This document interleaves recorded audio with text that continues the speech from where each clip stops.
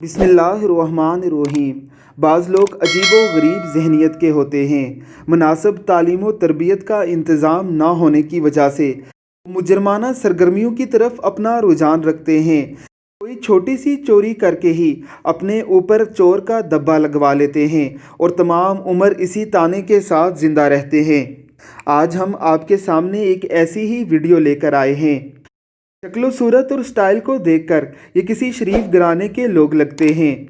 कहते हैं कि ये किसी यूनिवर्सिटी के तालिबे इल्म हैं।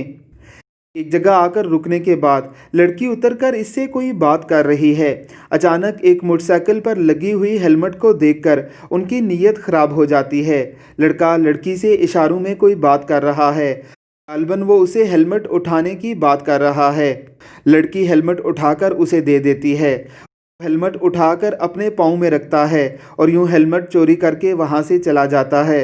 ऊपर लगा सीसीटीवी कैमरा ये सब कुछ रिकॉर्ड कर रहा है।